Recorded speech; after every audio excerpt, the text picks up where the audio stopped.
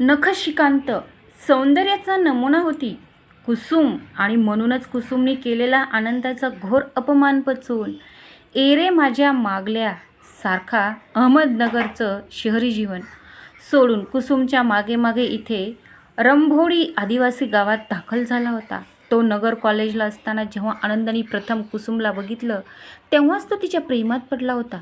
ती होतीच तशी, म्हणूनच तिच्या प्रेमात फक्त आनंद एकटा होता असं नाही, असे आशिक बरेच होते. ती कॉलेज क्वीन होती म्हणा ना. कुसुम ही कॉलेजची स्टार होती. तिच्या आसपास कायम मुलामुलींचा घोळका असायचा. तिचा व्यसंगही तितकाच दांडका आणि चौपेर होता. ती काहीतरी सांगत असायची आणि बाकी ते ऐकत असत. ती तिचे नेतृत्व नेहमीच सिद्ध करायची. आनंदही कायम तिच्या मागेपुढे करायचा, पण ती त्याला तसा फारसा भाव देत नसे. मुळात ती कोणाशी सलगी करून राहतच नसे. अनायासे एखादे काम कुसुमने जर सांगितलेच तर मात्र आनंद बिथरून जायचा. आका का हुकूम सर आंखों पर च्या शीर्षस्थाने तो काम फत्ते करण्यासाठी कामात बुडून जायचा. पण असे आहे की टेन्शन मेक कन्फ्युजन सारखं आनंद कामात काहीतरी घोळ करायचा आणि मग कुसुमची बोलणी खायचा. आनंदाला या कुसुमच्या दाटवण्यात पण भारी आनंद वाटायचा. रागाने तिचा गोरा लालबुंद होत असे. ती तिचे नाजूक स्ट्रॉबेरीसारखे ओठ झटपट खालीवर करत रागवायची आणि रागातही तिचा मुळातच कोमल असलेला आवाज आनंदाला फार गोड वाटायचा. तो अशा वेळी तिच्याकडे एकटक नजर लावून असायचा. रागात ती फार सुंदर दिसायची. हा योग तसा क्वचितच, पण जसा आला तेव्हा तिच्या लोण्यासारख्या मऊ हातांचा स्पर्श आनंदाला शहारे आणून सोडायचा. कॉलेजला असताना याच रंभोडी गावात कुसुमने एक स्वच्छता अभियान कॅम्प राबवला होता. या रंभोडीसाठी कुसुमला एवढी आपुलकी का आहे हे खरं तर कोडच होतं. आनंद सकट संपूर्ण क्लास त्या कॅम्पला हजर होता. नगरहून गावाला जायला एक टेम्पो गेला होता. टेम्पोत सहज चढण्यासाठी मागच्या बाजूने स्टूल ठेवलं होतं.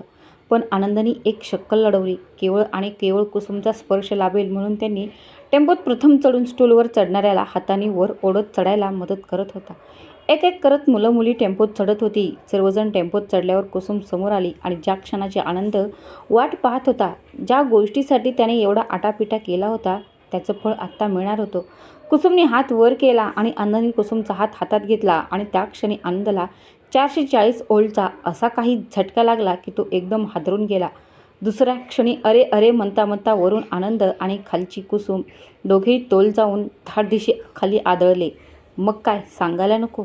कुसुमने आनंदाला झाप झाप झापलं. आनंदाला यातही सुख दिसत होतं.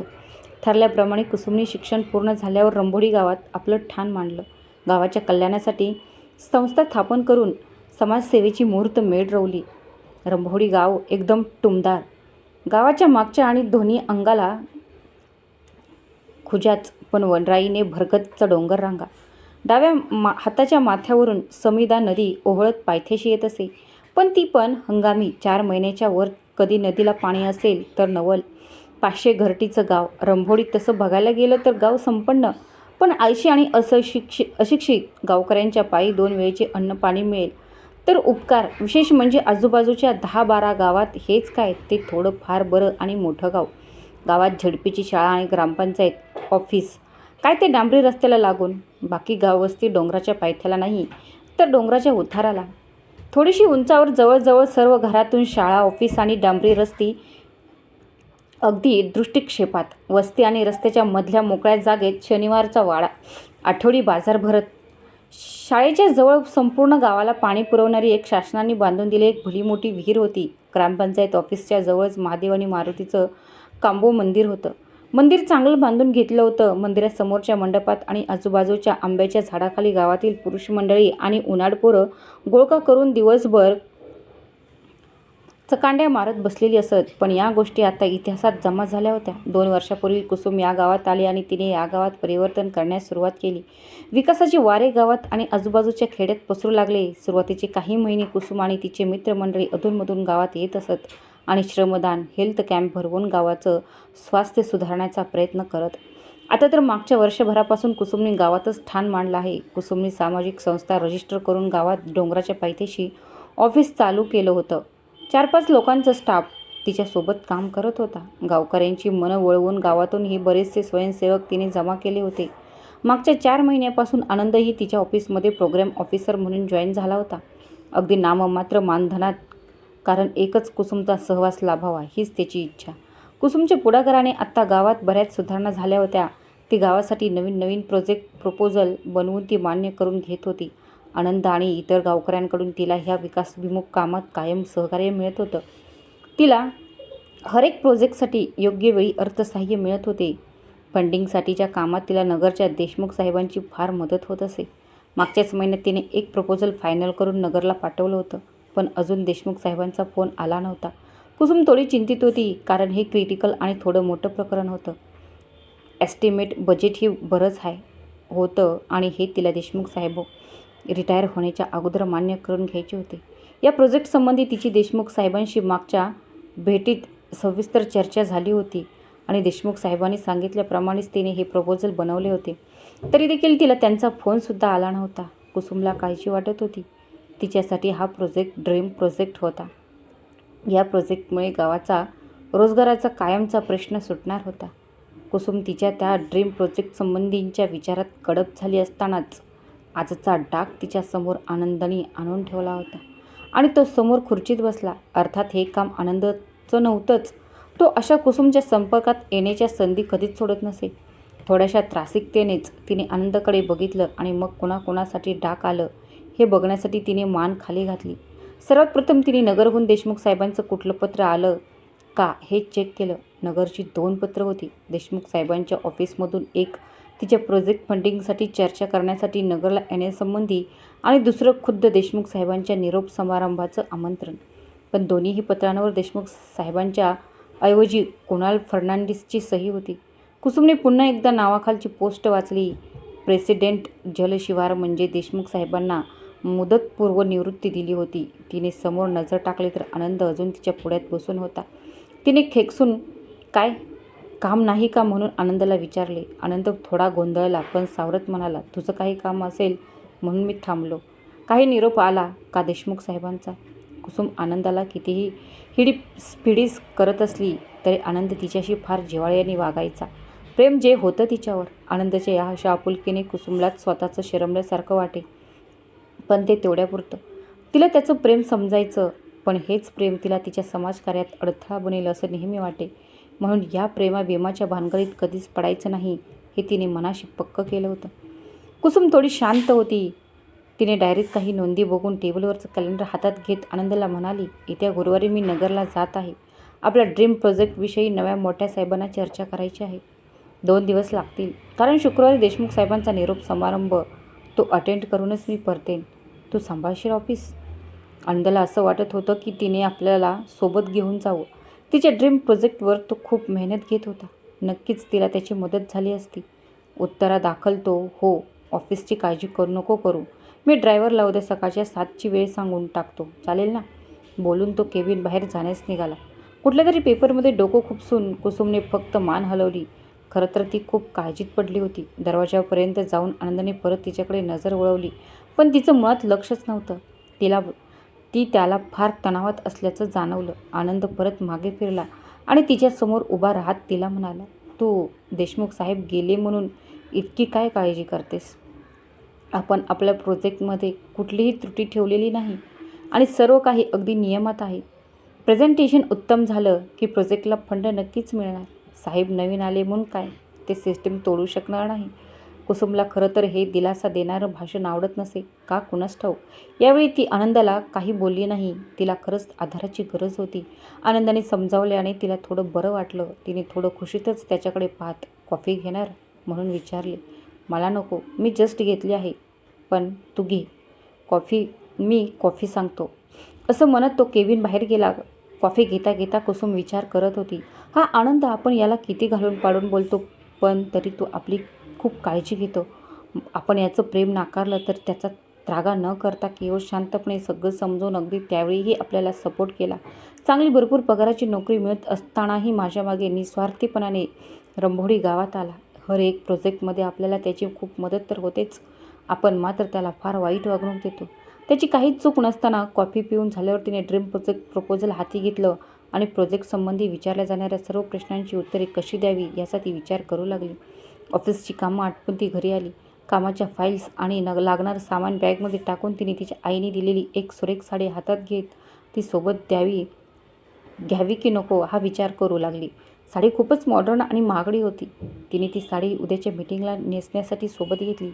भूक नसल्याने जेवण न करता सर्व आवराआवर झाल्यावर ती सरळ झोपण्यासाठी मधल्या रूममध्ये गेली. सकाळी 6:45ला ड्रायव्हर कुसुमच्या घरासमोर गाडी घेऊन हजर झाला. 7च्या ठोक्याला त्याने दार ठोठावलं. कुसुमने दार उघडलं तेव्हा ड्रायव्हर थोडा बुचकळ्यात पडला. कारण कुसुम अगदी अप टू डेट. ते देखील प्रथमच साडीत कुसुम छान दिसत असावी. ड्रायव्हर पुन्हा पुन्हा तिला कौतुकाने पाहत होता. कुसुम दारातून थोडी समोर आली. तिने घराला कुलूप लावलं आणि ड्रायव्हरला बोलली, चला काका, निघायचं. कुसुमताई, द्या ना, डिकीत ठेवतो. असू द्या, बॅग मी ठेवेन. तुम्ही जरा निघण्या अगोदर ह्या बाहेरच्या झाडांना पटकन पाणी घालता का? आज गडबडीत झालं नाही. हो हो, म्हणून ड्रायव्हर लगेच समोरच्या बागेकडे सरसावला. झाडांना पाणी देईपर्यंत कुसुमने सामान गाडीमध्ये ठेवलं आणि तिने गाडी गेट बाहेर रोडला घेतली होती. ड्रायव्हर काम आटपून आला आणि गाडी बाहेर उभी असल्याचे बघून थोडं ओशाळला. कुसुम गाडीमध्ये बसलेलीच होती. ड्रायव्हर ही गाडीत येऊन स्टार्ट मारून हायवेकडे निघाला. कुसुमचं घर तसं हायवे जवळच होतं. हायवे लागला की गाडीने मस्त वेग घेतला. प्रवास साधारणतः 3 तासाचा होता आणि रस्ताही मस्त. गाडी सुसाट वेगाने अंतर कापत होती. किशोरचं कुठलंसं गाणं चालू होतं, पण तिचं त्या गाण्याकडे लक्ष नव्हतंच. ती केव्हाच नगरला पोहोचली होती. मनाने प्रोजेक्ट संबंधी नोंदी त्या सांगण्याचा त्यांचा क्रम अगदी मनातच तिने प्रेझेंटेशन दिल्याचा तिला भास झाला. हा काही तिचा पहिला प्रोजेक्ट नव्हता. असे कैक प्रोजेक्ट तिने फंडिंग एजन्सीसमोर प्रेझेंट केले होते. मग रीतसर ते पास होऊन त्यांना आर्थिक मदतही मिळाली होती. पण असं गडबडून जाण्याची तिची ही पहिलीच वेळ. पण हा तिचा ड्रीम प्रोजेक्ट. कामाचं स्वरूपही थोडं नेहमीपेक्षा जास्त आणि प्रोजेक्टचे खूप सारे गावाला असलेले फायदे. या प्रोजेक्टमुळे गावाचा खरं तर कायापालटच होणार हे नक्की. त्यात हे नवीन साहेब, देशमुख साहेबांच्या जागी आलेले साहेब कसे असतील या असल्या विचारातच ती गडबडली होती. थोडीशी नर्वस. गाडीचा वेग मंदावला तसा तिच्या डोक्यात चालू असलेले विचारचक्र स्थिरावले आणि तिने सहज बाहेर एक नजर मारली. गाडी नगर शहरात दाखल झाली होती आणि ट्रॅफिक असल्याने गाडी सावकाश जात होती. ती ड्रायव्हरला म्हणाली, अरे नगर आलं पण. वेळ कसा गेला काही कळलं नाही. बाईसाहेब, 3 तास झाले आपण गाडीतच आहोत.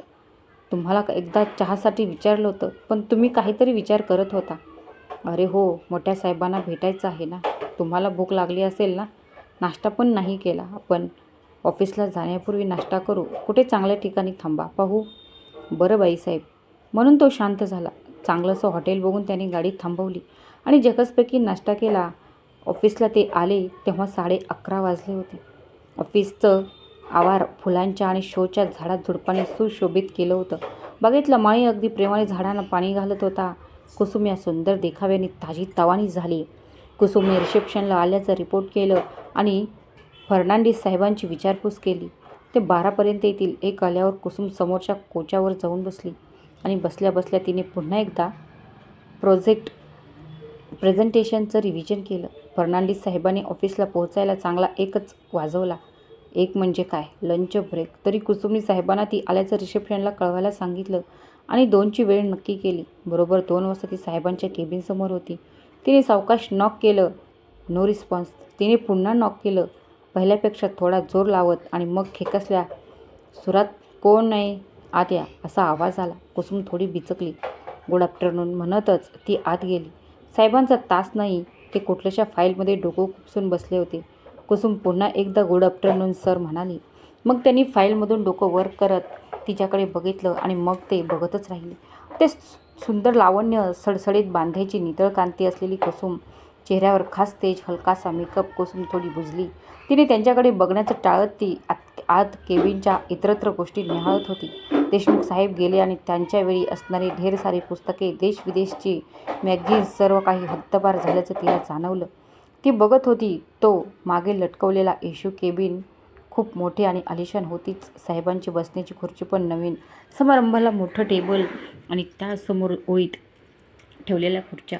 त्यांच्या समोरच्या भिंतीवर भला मोठा टीव्ही. डाव्या बाजूच्या कोपऱ्यात खास सोफा होता आणि या केबिनचा हकदार फर्नांडिस साहेब तसेच बरेच तरुण होते. पण कुसुमला ते थोडे शिष्ट वाटले. ते अजूनही तिच्याकडे बघत होते. तिचं सौंदर्य चिघळत होते. काळेसे, उंचेपुरे आणि धिप्पाट राक्षसी बांध्याचेच जणू. थोडेसे उग्र आणि उद्धट वाटणारे. अजूनही त्यांनी कुसुमला बसायला सांगितले नव्हते. कुसुमने थोडंसं खाकरून केबिनची शांतता आणि त्यांचं निहाळं विचलित करण्याचा प्रयत्न केला, पण ते बदले नाही. त्यांनी तिच्याकडे हसत बघत, या बसा आपणच का कुसुम. छान छान. त्यांनी थोडी सलगी करण्याचा प्रयत्न चालू केला. कुसुम बऱ्याच वेळापासून उभी होती. ती बसली आणि बॅगमधून फाईल आणि प्रोजेक्ट संबंधीची रिपोर्ट काढून तिने समोर ठेवली. साहेबांनी तिला विचारले, खूप घाईत दिसताय. कामाचं बघू नंतर. काय घेणार तुम्ही? चहा, कॉफी की थंड? कॉफी चालेल सर. अगं तू मला सर म्हणू नको. कुणाल, फक्त कुणाल. तिला हे अगदीच वाह्यात आवडलं नाही, पण ती काही बोलली नाही. प्रोजेक्ट पास करून घेणं आणि फंड मिळणे महत्त्वाचं होतं. ती फक्त हसली. त्यांनी फोनवर कॉफी ऑर्डर केली. मॅडम, कॉफी घेऊ आपण, कामाचं बघू. मग त्यांनी उगाच इकडं तिकडचे विषय काढत बोलणं चालूच ठेवलं. बोलताना ते तिच्याकडचे असे काही बघायचे की तिचा जीव अगदी कासावीस होत होता. पण तिचे हात जे दगडाखाली अडकले होते, फंड अडकला असता तर ड्रीम प्रोजेक्टवर पाणी फिरलं असतं. तिच्या मनात संताप होता, पण तिने ते ओठावर येऊ दिला नाही. कॉफी आली. ती पिऊन झाल्यावर कुसुमने प्रोजेक्ट संबंधी शिस्तशीरपणे सगळी माहिती सांगितली. प्रोजेक्ट प्रेझेंटेशन हे उत्तम झालं. प्रोजेक्ट स्कोप, त्याला लागणारा रिसोर्स, अंदाजे खर्च, येऊ शकणाऱ्या अडचणी, त्याच्यावर मात करण्यासाठीचा ॲक्शन प्लॅन, प्रोजेक्टमुळे गावाला आणि आजूबाजूच्या गावाला होणारे फायदे, त्यांना मिळणारा कायमचा रोजगार, एकंदरीत होणारा गावाचा शाश्वत विकास, सगळं कसं मुद्देसूद समजावलं होतं कुसुमने. फर्नांडिस साहेबांनी हे सगळं शांतपणे ऐकून घेतलं. प्रोजेक्ट छान होता तसा, तो त्यांनाही आवडला. पण त्यांनी प्रोजेक्टमध्ये काही चेंजेस सुचवले आणि उद्या पुन्हा भेटू म्हणून सांगितलं. कुसुम हिरमुसली. तिला 1 शॉटमध्ये प्रोजेक्ट पास होईल असं वाटलं होतं. तिने भेटण्याची वेळ दुपारची मागितली, 3 ते 4. कारण सांगितले चेंजेसही बरेच होते. त्यावर काम करायला तिला वेळ हवा होता. साहेबांनी 3:30ला भेट म्हणून सांगितले आणि मग देशमुख साहेबांचा निरोप समारंभ आहे, तो करून तुम्ही निघू शकता, हे देखील बोलले. कुसुमलाही निरोप समारंभासाठी उद्या परत नगरला यायचं होतंच. पण जर आज प्रोजेक्ट पास झाला असता तर ती औरंगाबादला घरी जाऊन आली असती. खूप दिवस झाले ती घरच्यांना भेटली नव्हती. आता या सगळ्या प्लॅनिंगवर पाणी फेरल्या गेलं होतं. तिने ड्रायव्हरला गाडी काढायला सांगितली आणि जवळच्या चांगल्याशा हॉटेलमध्ये रूम बुक केली. ड्रायव्हरची सासवडी नगर असल्याने तो तिकडे जाणार होता. रूमवर गेल्या गेल्या तिने लागलीच कामाला सुरुवात केली. काम बरंच असल्याने ती रात्रीच्या जेवणालाच काय ती उठली आणि मग खूप उशिरापर्यंत ती काम करत राहिली. सकाळी जाग आली तेव्हा चांगले 9 वाजले होते. फटाफट चहा नाश्ता ऑर्डर करून तिने तिचं आवरून घेतलं. तिने ड्रायव्हरला फोन लावला आणि 1 वाजता हॉटेलला आला तरी चालेल म्हणून सांगितलं आणि उर्वरित काम आणि प्रेझेंटेशनवर एक फायनल फिनिश मारला. सर्व कामे संपवायला 12:30 वाजले. 1 वाजता ड्रायव्हर आल्यावर त्या दोघांनी जेवण केलं आणि मग ते फर्नांडिस साहेबांना भेटण्यासाठी निघाले. 3:30ची मीटिंग 4ला चालू झाली. आज तर साहेब वेगळ्याच मूडमध्ये होते. प्रोजेक्टचं अस्तित्वच त्यांनी धोक्यात टाकलं. मुळात हा प्रोजेक्ट तिथल्या गावातील लोकांना हवा आहे का, इथपासून चालू केलं. रात्री जागून केलेला मॉडिफिकेशनला एक एक करत त्यांनी कचराकुंडीची जागा दाखवली. मुळात प्रोजेक्ट अगदी परफेक्ट होता, पण त्यांनी नकार सूर लावला. तो मीटिंग संपेपर्यंत बदलला नाही. पुढच्या आठवड्यात पुन्हा भेटू म्हणून मीटिंग संपवली. त्यानंतर लागलीच देशमुख साहेबांचा निरोप समारंभ झाला. देशमुख साहेब थोडे भावूक झाले होते. ते कंपनीबद्दल, त्यांच्या सहकार्याबद्दल भरपूर बोलले. कुसुमचाही त्यांनी आवर्जून उल्लेख केला. कुसुमनेही त्यांच्यासाठी आणलेलं खास गिफ्ट त्यांना दिलं आणि लांबचा प्रवास असल्याने ती जेवणाला न थांबता लागलीच निघाली. सकाळी कुसुम ऑफिसला आली आणि लगेच आनंदाने उत्साहात तिला अभिनंदन केलं आणि फुकट तिचा रोष ओढावून घेतला.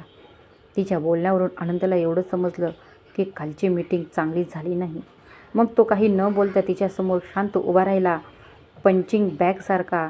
कुसुमने कालचा सगळा राग त्या बिचाऱ्या आनंदावर काढला. त्याच्यावर विनाकारण फाड ओरडली. पुढचे 5-6 दिवस मग तिने त्या प्रोजेक्टवर काम केलं. साहेबांनी काढलेल्या पॉईंट्सचा व्यवस्थित अभ्यास करून प्रोजेक्ट रिपोर्ट आणि प्रेझेंटेशन पुन्हा मॉडिफाय केले. तसं तर प्रोजेक्टमध्ये कुठल्याच त्रुटी नव्हत्या, पण साहेबांना हा प्रोजेक्ट का आवडला नाही खरंच तिलाही कळत नव्हतं. ठरल्याप्रमाणे पुढच्या आठवड्यात ती नगरला साहेबांना भेटायला गेली आणि ह्याही वेळेस मीटिंग सक्सेसफुल झाली नाही. ह्यावेळेस पुन्हा फर्नांडिस साहेबांनी तिच्याशी लगट करण्याचा प्रयत्न केला. तिला रात्री तिथेच लॉजमध्ये थांबण्याची विनंती केली. तिथे छान चर्चा करून प्रोजेक्ट पास करू अशी हमी देखील दिली. नाहीतर पुन्हा पुढल्या आठवड्यात यावे लागेल असं ते म्हणाले. पण ती थांबली नाही. नंतर तिच्या अशा नगरला 2-3 फेऱ्या झाल्या, पण यश काही हाती येत नव्हतं. प्रत्येक वेळी फर्नांडिस साहेब उगाच काही त्रुटी काढायचे आणि मग संध्याकाळी भेटू, हॉटेलात जेवायला जाऊ किंवा रात्री चर्चा करू असं काहीतरी फालतू बोलायचे. कुसुमलाही त्यांनी काही उलट बोलता येत नव्हतं आणि कंप्लेंट करावी तर हे बाकीच्या ठिकाणी वजन वापरून प्रोजेक्ट पास होणार नाही हे बघितलंच आणि मग तिचा ड्रीम प्रोजेक्ट ड्रीममध्येच विरून जाईल. ह्या आठवड्यात मात्र ती घरून निघतानाच ठरवून निघाली की ह्या प्रोजेक्ट आज सोक्षमोक्ष लावायचाच, अगदी कुठल्याही परिस्थितीत. ती फर्नांडिस साहेबांच्या ऑफिसला पोहोचली. तिने रीतसर प्रेझेंटेशन दिलं. नेहमीप्रमाणे त्यांनी पुन्हा काहीतरी खुसपूट काढलं. तिने त्यांना याचं सोल्युशन विचारलं. त्यांनी नेहमीप्रमाणे तेच सांगितलं. काहीशी डिमांड करत ती ठरवूनच आली होती. तिनेही मग होकार दिला आणि संध्याकाळची मीटिंगची वेळ ठरली. ठरल्याप्रमाणे दोघेही भेटले. प्रोजेक्ट संबंधी चर्चा झाली, खूपच पॉझिटिव्ह. फायनली प्रोजेक्ट पास झाला आणि मग कराराप्रमाणे तिने त्या फर्नांडिस साहेबांना जे हवं होतं ते दिलं. तेच तिचं सर्वस्व. आहुती मनात हवं तर ती सकाळी गावात परत आली. ऑफिसला पोहोचली तेव्हाच ती आनंदाला उदास वाटली. त्याने तिला काहीही विचारले नाही. केबिनमध्ये जातानाच तिने आनंदाला बोलावून घेतलं. तो आत आल्यावर तिने त्याच्या हातात ते पास झालेलं ड्रीम प्रोजेक्ट प्रपोजल दिलं आणि ती अगदी शांतपणे त्याला म्हणाली, आत्ता काम चालू करायला हरकत नाही. सोमवारपर्यंत पहिलाच चेक पण येईल. आनंद जाम खुश झाला. त्याने लगेच ऑफिस बॉयला बोलावून मिठाई आणण्यास सांगितलं. त्याने कुसुमला अभिनंदन करण्यासाठी हात समोर केला, पण कुसुमने कुठलाच रिस्पॉन्स दिला नाही. ती खूप निरुत्साही वाटली. ड्रीम प्रोजेक्ट पास झाला. ज्या प्रोजेक्टसाठी ती इतके दिवस मर करत होती तो आता चालू होणार होता. तरी देखील ती खुश नव्हती. काय झाले असेल काल? त्याने त्याला विचारले. बरं नाही का कुसुम? नाही रे, मी ठीक आहे, तिने संथपणे उत्तर दिलं. तिची नेहमीची कुमकुमी हरवल्यासारखं वाटलं.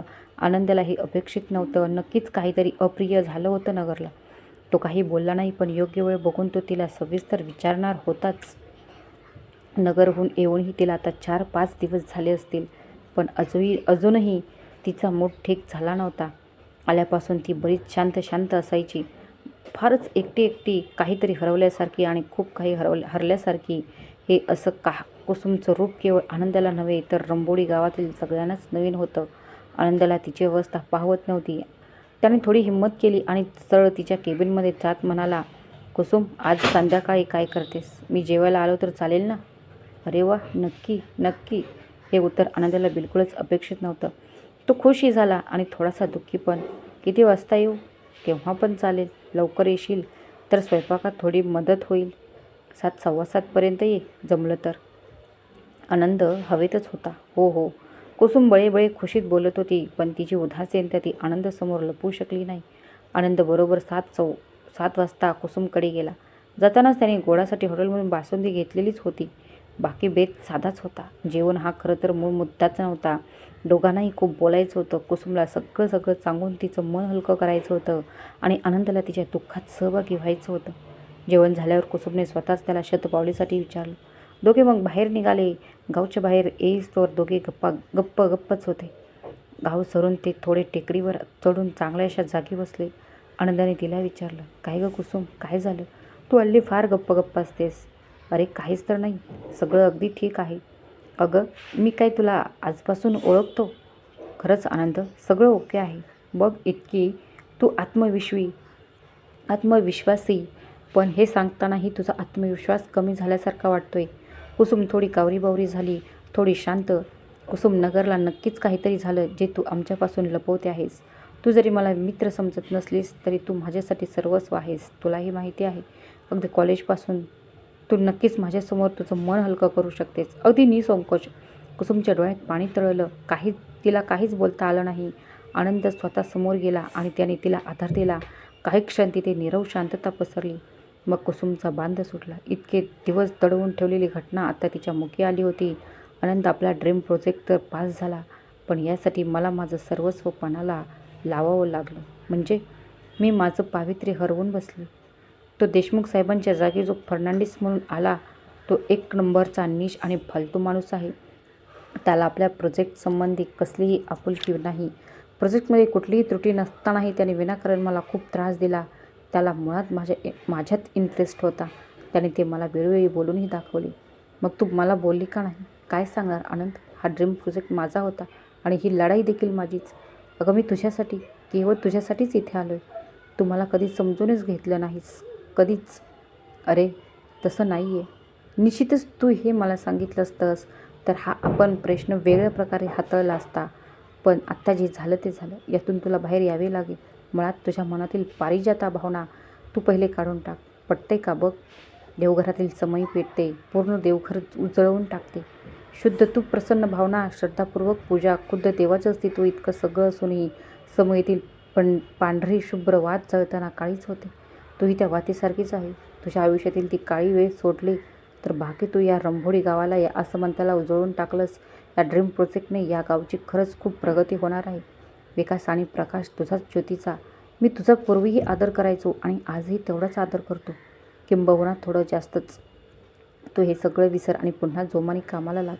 असं समज की दिव्याची काजळी आहे जी आपण नक्कीच पुसू शकतो, स्वच्छ करू शकतो. पण तू दिलेला प्रकाश आणि ऊर्जा, चिरंतन ऊर्जा, चिरकाल टिकणारी अक्षय ऊर्जा हीच आम्हाला हवी आहे, या रंभोडी गावाला हवी आहे. कुसुम आनंदाने अनंतकडे बघतच राहिली. याचा आनंदाचा आपण जागोजागी अपमान करत आलोत. खरंच आनंदाने आपल्याला समजून घेतलं तर ते मलाही जमले नाही. याच्या मनात आपल्याबद्दल इतकं प्रेम आणि आदर आहे तर आपणही आपल्यावर प्रेम करायला, आपला आदर करायला काय हरकत आहे. हे सगळं खरंच विसरता येईल. देव जाणो, प्रयत्न हे नक्कीच करू शकतोच. रात्र बरीच झाली होती. दोघेही टेकडी उतरत होते आणि रस्त्यात जागोजागी लावलेल्या लाईट्स, गावात भरपूर प्रकाश होता. टेकडीवरचा काळा कुट्ट अंधार